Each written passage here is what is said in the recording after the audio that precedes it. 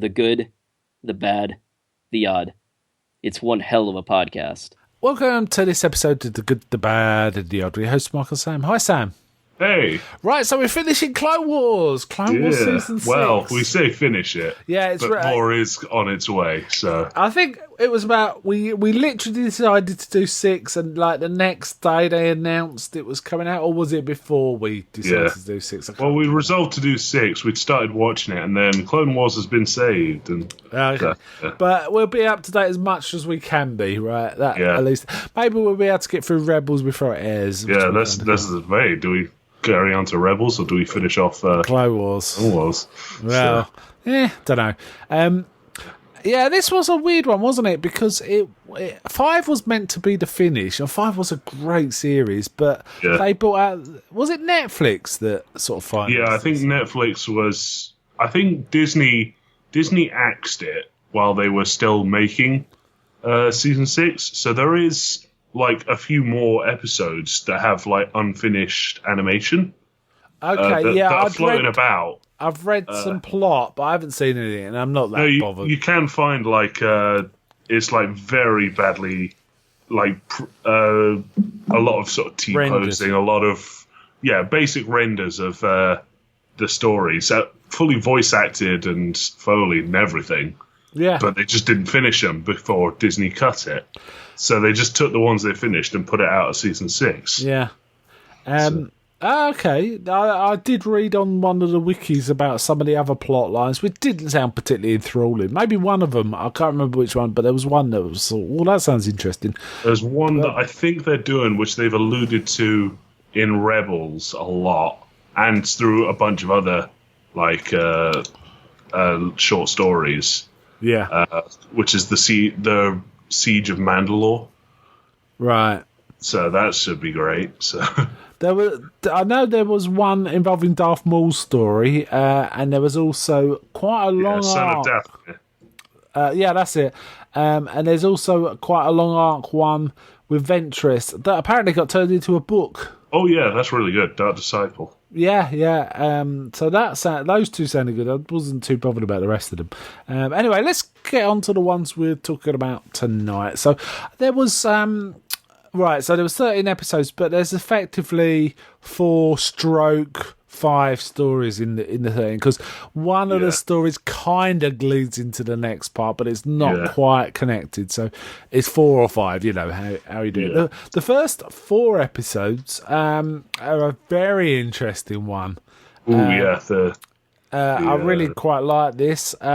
This was basically a clone trooper in the middle of like a battle starts getting an urge where he starts saying a good soldier follows orders over and over, doesn't he? Yeah. And then he shoots his Jedi. He shoots a Jedi. And side note, really like the design of these Jedi with the like constant movement hair thing. Yeah, there was some cool stuff. It was sisters, weren't they? Sisters. Yeah, a pair and of one sisters. of them got shot. Dead as well. Executed. He walked up to her, put his gun against the back of her head, and fired. So yeah, and they tried, and they decide to. I can't remember who decides, but the clone trooper goes back to Kamino. I think the Jedi are not sure, but I think Palpatine kind of says, "Well, we really should return it to Kamino." Another side note: this is Tim Curry as the new voice of Palpatine. I was going to bring that up. Apparently, he voiced Palpatine in a few of episodes 5s, season 5s. Yeah, the guy who did it, like he died. Just after voicing. I think it was the episode where he fights Maul and Savage. Oh, that was so good. That was such a good episode. Tim Curry does a good job. I liked his version. I think this was also after his stroke. Oh, wow. So that's an incredible recovery.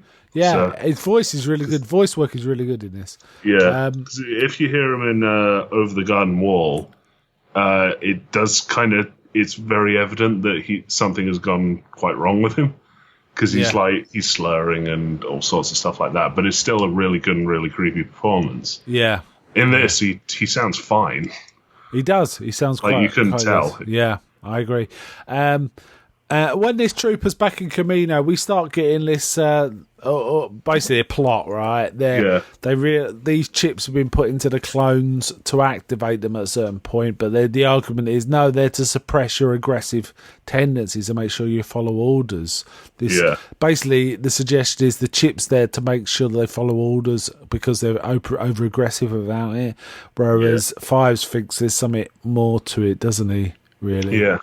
The kind of cool revelation that the Kaminoans are in on Count Dooku being behind it. Yeah, they are.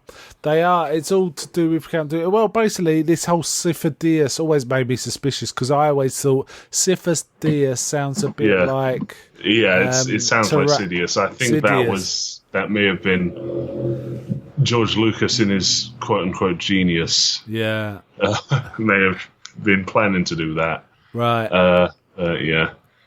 Decided not to. So there's a secret chip because there's all this talk about maybe it's a virus that caused this, so we got to do all the studies, and the implication is trying to spread that it's a virus to basically cover their involvement. Yeah, and they also are sort of intimating that they're going to have to destroy the trooper to properly analyse him. Which is a way of getting rid of him, right? Yeah. Oh, I should have mentioned there's also a point where we should have really created a lot of suspicion where they get this trooper, where suddenly the separatists attack and try and sort of kidnap him, unconscious. They kill everyone on a ship but him and kidnap him. Yeah. So it raises questions. Does Anakin and... Is it Fives? Anakin, Fives, and Rex. I think maybe a couple of other guys go in and grapple gun onto a spaceship. Yeah, that was great. Yeah, that was kind of cool. And they had the one of the super tactical droids in a fist fight, which was pretty cool. Pretty cool, yeah. So there's all this stuff going on. Fives kind of trying to say to the Jedis, no, this is what's going on. But they send Anakin to try and get him back, and because he trusts Anakin, Anakin knows him.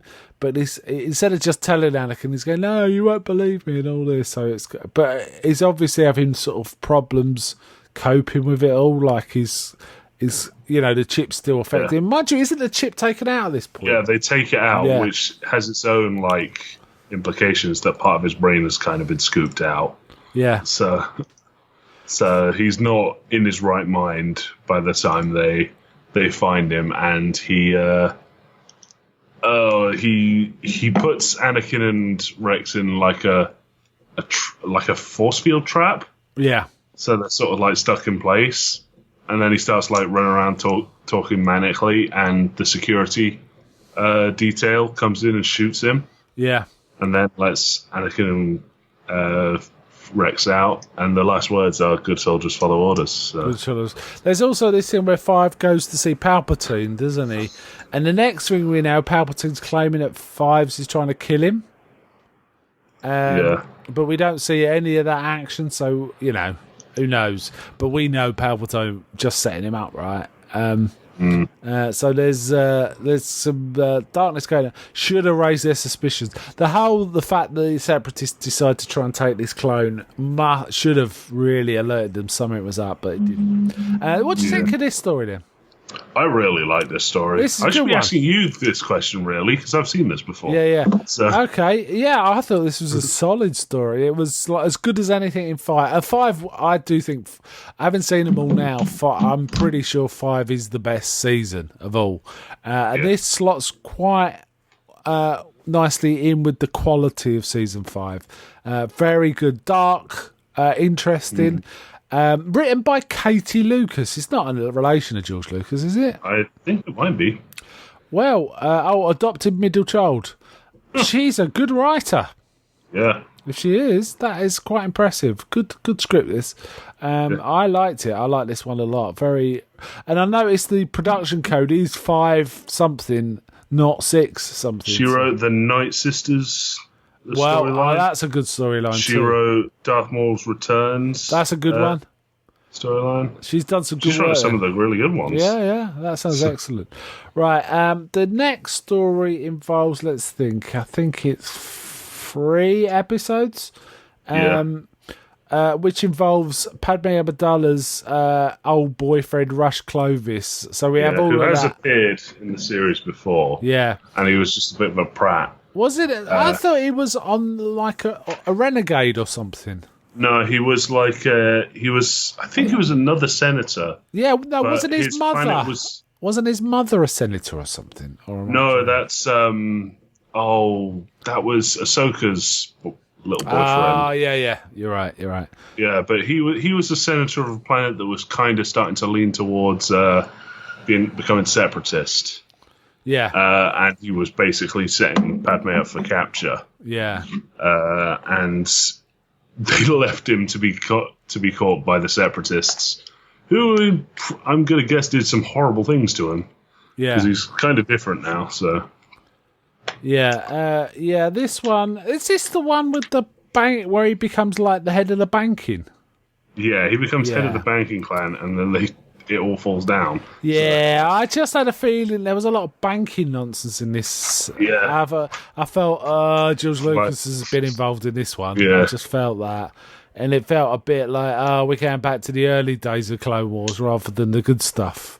Yeah. So I was a bit disappointed with this one. There was a few decent fights and things, but it was all a bit Anakin getting jealous was kind of cool. Yeah. And he kept saying, well, you shouldn't be having a relationship. He's a Jedi and there's all that stuff, right? So it was like edging back the curtain around Anakin and Padme, wasn't there? Yeah. Was this also the one where Obi-Wan starts saying, I understand more than you know, Anakin? Was it that one? I think so, We were getting hints that Obi-Wan knew more about Anakin and Padme than he was letting on. Yeah. Like, he understood it. He started talking about how he was in love with that woman who died. I can't remember her name. Yeah, Satine. Satine. Yeah, Satine. Yeah, Satine. I'm thinking of a different Star So it was kind of... There was a few decent bits. Yeah. But then there's a bit where Anakin is... basically, Clovis and Padme are kind of get caught in a blast, and Anakin's holding on to both of them. But the bloke just lets go, doesn't he? Yeah. That reminded me of one of the episodes in season 5 where Ahsoka's in a similar position, right? I think it's Ahsoka with some rebels. Oh, the Onderonians. Yes, that's it. Where she's pulling up. She's trying to use Steeler? the Force. Yes, Steeler. that's it. Steeler. Yeah. And she drops her, basically. Yeah, it felt like it was kind of repurposed from that, or vice versa. Because the episode numbering on this one is 4 something. Yeah, 4:19 through 21. So yeah, it wasn't. I thought this one was okay. Yeah, it just was weaker than the ones before it. That's all. I wasn't as invested at all in what was going on, to be honest. Though it got interesting when the guy started like picking at the relationship between Padme and Anakin. I thought that was kind of interesting. Yeah, that was interesting. Because I thought someone was going to come out. I'm very curious to hear your opinion on the next set of episodes, though. Yeah, well, I never thought I'd saw this pairing. So this is a 2-episode one, The Disappeared Part 1 and Part 2. I never thought I'd see a pairing in Clone Wars of Mace Windu and Jar Jar Binks. Yeah. Not a good pairing. I mean, all the good stuff with Mace Windu is like, it's Jar Jar. Yeah. And there's stuff... Because I quite like Jar Jar in this like 2-part, because he's kind of catty, almost. To be honest, my favourite episode in Season 1 is the Jar Jar C-3PO episode, which really, on paper, should not be anyone's favourite episode, but I really liked it. So it's not Jar Jar per se. It's just, I don't think the Mace Windu and Jar Jar pairing just didn't work for me at all. Kind of got to see more of Jar Jar's strengths, as it were, in that he's kind of relentlessly friendly. Yeah. So he just associates with everyone really well. Yeah. It was interesting. I think some of the premises were interesting. The Baldotans don't trust Jedi. They call them kidnappers because the Jedi would recruit their young for Jedi school. And they called them kidnappers. So there was a big mistrust of the Jedi, which showed the Jedi in quite a dark light, in my opinion. Yeah. I mean, they do that, so... Yeah. But they all they wanted to do was talk to Jar Jar. Yeah. But he didn't trust Windu at all. There was a weird bit where Jar Jar was saying that Mace Windu was his like servant. Or something. which that reminded me of something else, but I can't remember what it is. Where the boss is obviously he's being treated as a subservient, but there's something else that does that. And, basically he says, "I want to keep because when Mace Windu turns up, the Bardotans really don't like it. Why have you brought a they Jedi?" immediately take his lightsaber. Yeah. So. But he says, "Nah, he's my underling kind of thing." And we see Jar Jar. There is a funny bit where Jar Jar's in a room with this woman that's in love with. Oh, we see Jar Jar kissing. Oh, yeah, it's the queen or the princess or whatever she is.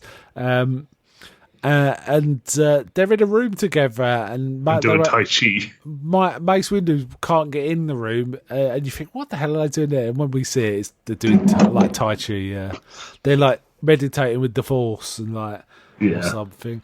I was wondering if this is going to turn into one of those episodes where Jar Jar does things inadvertently, but it's like, is he really a Force master in disguise? Yeah. But it didn't really turn out that way. Maybe a little, but. And I still stand by he is strong in the Force, but can't necessarily use it. Oh, right. So, because the guy's too lucky to not be. This to me felt like Star Wars doing Indiana Jones and the Temple of Doom. Kind of. In the second one, it definitely felt Temple of Doomy, didn't it? This cult doing these weird cult rituals. kidnapper, and then Mother Talzin's there. Yeah. Oh yes, I forgot she turned up, didn't she? That was kind of. She turned up right at the end, trying to steal the Force energy of everyone. So yeah, I just remembered the whole premise is the Bardotans' like senior spiritual advisors are all disappearing.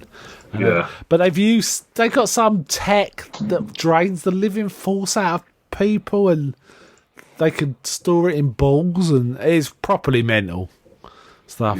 I wasn't. This one was the weakest of the three we've seen. In fact, this was the weakest of the season. Still wasn't bad. It just was the weakest. Then we get to this is the one that might stand alone, but it also could be kind of a prequel to the next story, so it could be one long story, right? Which is basically there's a secret Jedi mission. They find Sufadius' lightsaber, which leads to an investigation. So Anakin, Obi-Wan, and Yoda start looking into it, right? So this might uncover stuff going on with the Sith. So Sidious orders Dooku to start erasing all traces of it. There's kind of they get close, but this one isn't very memorable. But it's quite a nice setup for the next set. There's definitely stuff going on. Yeah, it's a lot of is it Mace Windu doing stuff? Like leading his own investigation, and then cut to Anakin and Obi-Wan on the phone telling him this is a dead end because they've gone and done the actual investigating on site. So it was okay, but we do get to hear Liam Neeson again. Yes, we do. I'd forgotten. We do get to Liam Neeson. Right. So that leads into the last story, which is basically Yoda's final challenge. Now, we all think Yoda's a Jedi Master, right? And he's the top of his game. But it turns out that he's got one last challenge, prompted by Qui-Gon Jinn, as you say. Who's been learning from what might be the Wills, that there is existence beyond death. So basically, when Qui-Gon Jinn kind of turns up as a Force ghost, that's never happened before. Which is, I thought this was an interesting bit of Star Wars mythology, right? That Force ghosts aren't a thing, right? Or they weren't a thing before this. And it turns out Qui-Gon Jinn can manifest himself and his physical personality. He can manifest a voice. He manifested himself on Mortis, but that's a place that was strong. That's right. You are right. And they it was just his voice. They do say that he was on Mortis, but they aren't completely sure if it was a just an illusion or not. Yeah, that's right. But whatever, Yoda's hearing his voice, and basically he's sort of, and there's a bit of like philosophical discussion. We thought when someone died, their essence returned to the cosmic force. They distinguish between the cosmic force and the living force. Yeah. With a force within living beings, and then the force that's not in living beings, I think, was what it meant. But still there. And they were kind of talking about when something dies, its living force becomes part of the cosmic force. Yeah. I think that's what it was.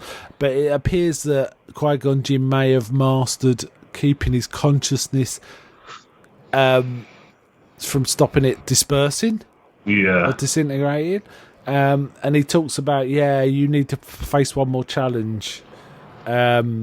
So in the meantime, the council are kind of worried about Yoda. I think they think he's going. I don't know what. Yeah, they bandy about that he is 900. Yeah, so like, he's getting a bit past it, right? But he calls on Anakin. And he says, what's he say? Skilled you are in evading the council's laws or whatever. So basically, he persuades Anakin to help him escape. So he has to go off, and he basically gets sent to Dagobah, which is a really nice tie-up to The Empire Strikes Back, right? Yeah, he goes to Dagobah, and he goes into the Dark Side Cave. Yes, so that ties up again with Empire Strikes Back. So elements of this were from Empire Strikes Back, in terms of facing the challenge. But I also felt a bit, this might be a bit strong, but there was definitely elements of like the Last Temptation of Christ kind of stuff. You could go off at this point and everything. This is the way you want to go. And I really there was a whole bit where like a dark side Yoda showed up. Yes, and it turned out it was his hubris, right? Yeah. It's like, didn't delve too far into the war you have been, sort of thing. Yeah, this dark side one was like a Yoda with dark. It also looked a bit like a gremlin to me. Which kind of. And then there was the whole, like, ultimate everything went right story. Yeah. That he lived a bit through, where Dooku was still a Jedi. Yeah. Qui-Gon was there. Everyone was okay. And he refused. No one had submit. died, and he just went like, "This isn't real. I can't play along with this." Yeah, and he met these like 5, I don't know, sisters or beings. They sounded priests. who were right dicks. Yeah, they were right proper dicks. And he kind of has to face it. Well, I should have said before we started all this spoilers, right? Actually, but I guess anyone listening would know by now. This is not this is 4 years old. Okay, so I think we're beyond a spoiler warning. So. Yeah, so these beings are called the Sages. In fact, the Sages, and I'm convinced they're the Wills, but So essentially, they're sort of saying, he basically gets a set of challenges which he passes. Yeah. And then they direct him to go to the homeworld of the Sith, which is Moraband, right? Yeah. Which it's an old canon sort of name for it. Yeah. But it used to be called Korriban. Korriban. Like for the longest time. And then George Lucas sort of walked up and went, it's Moraband now. Yeah, everyone's like, no, it's still Korriban. Yeah, I think I read old comics about the Old Republic involving this planet. Yeah, I think I did. I also think the end of Jedi Knight takes place on Korriban. Ah, okay. So. In the comics, though, it's kind of weird that the Sith are represented as humanoid, basically humans. They look like humans. Which is weird, because like we've seen, I guess Sith isn't a race, is it? It's a belief. Again, old canon stuff, but there was a race called the Sith. Yeah, and then it became just a religious creed, right? Yeah. It transformed into that. So anyway, Yoda goes there, and he meets... He meets Darth Bane. Darth Bane, voiced by Mark Hamill. Yeah, going full Fire Lord Ozai. Yeah, he's properly... He doesn't sound like Mark Hamill at all. No. Mark Hamill's got one of those voices where he puts on a voice, but all his put on voices sound kind of similar. Yeah. You can kind of tell it's them, but it doesn't sound like his natural voice. No, it doesn't. So. Yeah, it's kind of an interesting casting choice, that. So while this is going on, Sidious has got detects that Yoda is on the Moraband, right? Yeah. And it says they can use this knowledge to sort of break into the whatever's going on and kind of break Yoda. Yeah. He uses the word break, doesn't he, rather than kill. They want to kind of... I don't know if they're trying to turn him to the dark side or destroy his spirit or what. I don't know what they're trying to do. I mean, let's be fair.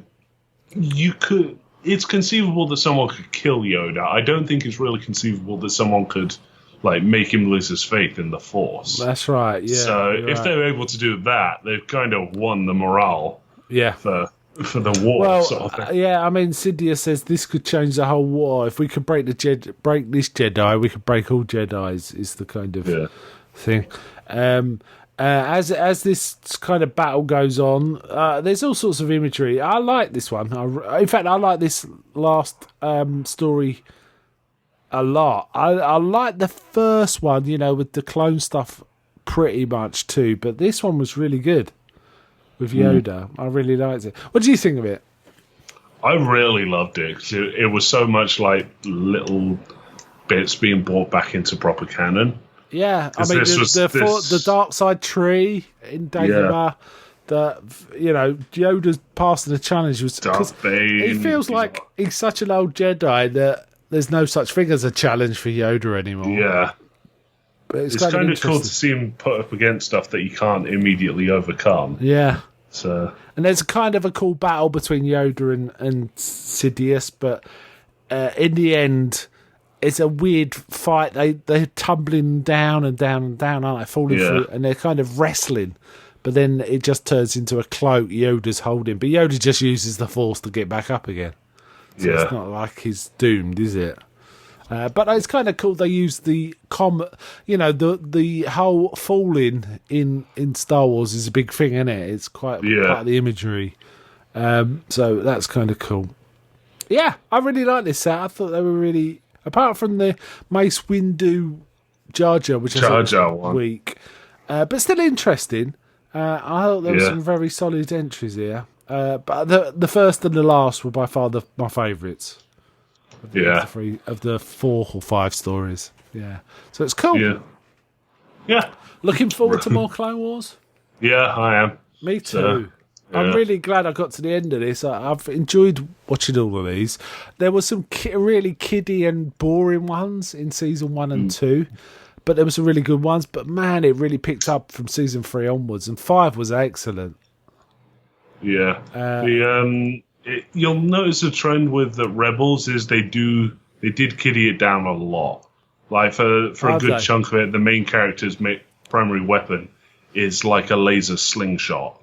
Wow. But it does like mature up quite quickly.